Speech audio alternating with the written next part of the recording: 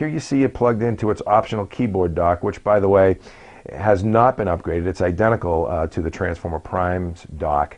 But the display on the tablet is significantly higher res. It's 1920 by 1200 resolution versus a 1280 by 800 display in the Transformer Prime.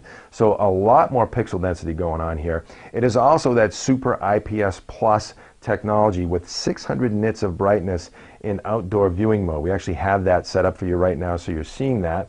Again, a little bit off center here, so you can see that the viewing angles are quite good. The display is gorgeous. Again, super tight, super crisp, easily the nicest Android 10-inch Android Slate display we have seen to date, and it rivals, we would say, the all-new iPad display as well, that Retina display. A little bit higher resolution, certainly on the iPad at 2048 res, but at 1920 by 1200, this thing is super tight and just as gorgeous in our opinion. Really nice display, and it's actually offers a little bit more brightness in that Super IPS Plus mode as well. Again, 600 nits of brightness. Other upgrades have been made to this family of product. An upgraded 2 megapixel front-facing camera that's up from 1.2 in the Transformer Prime. The rear-facing 8 megapixel camera here has been upgraded with a wide aperture f2.2 camera and an improved hybrid filter as well. So improved still shot and video performance. And if you stop by our site for the full review, you'll be able to check that out. We have a couple of stills and some clips that we took on the tablet for you. Dramatically improved, actually. Some very good performance there. Also on board is an amped up NVIDIA Tegra 3 quad core, or actually 4+1 as NVIDIA likes to call it, with that 5th companion core.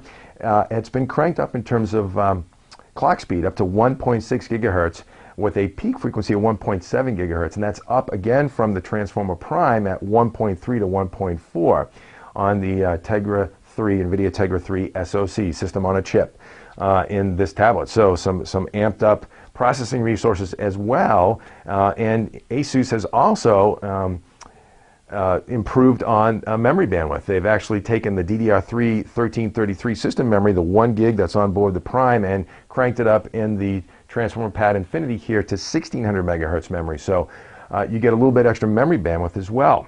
In addition, you also get upgraded Bluetooth version 3 technology on board, up from 2 in the Transformer Prime, as well as the standard onboard 802.11 BGN wireless. The good news is MSRP has not changed for the 32 gig slate, 32 gig of onboard storage at $499, and the 64 gig option at $599, with that optional keyboard dock you're seeing here at $149.99. Let's take a look around the all-new Asus Transformer Pad Infinity, show you how it's made, and then show you how it runs. All right, so on the bottom edge of the Transformer Pad Infinity, you've got those 2 mounting holes for the keyboard dock, as well as the sync and charge port. And on the right edge, you've got a very tiny microphone port right there.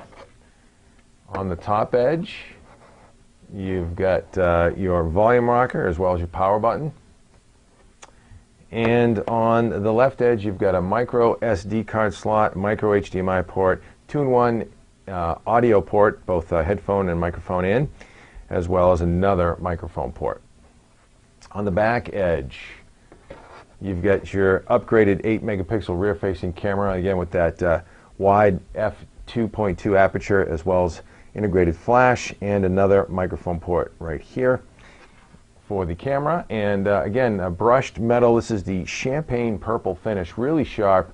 Does attract fingerprints, but very high quality, nice feel in the hand for sure, and just definitely a top-notch tablet finish for the Transformer Pad Infinity.